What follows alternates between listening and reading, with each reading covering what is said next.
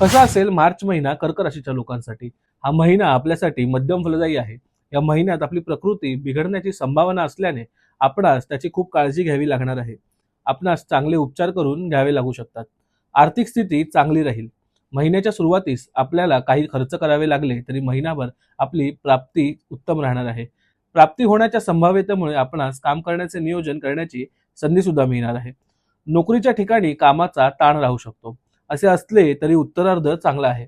आपण नोकरीत उत्तम कामगिरी करणार आहात. व्यापारासाठी नवीन दृष्टिकोन ठेवावा लागू शकतो. त्यासाठी एखाद्या व्यक्तीशी भागीदारी करण्याचा प्रयत्न आपण करू शकता. कौटुंबिक जीवनात सुधारणा होईल. कुटुंबियांसह दूरवरचे प्रवास करण्याची संधी नक्कीच मिळणार आहे.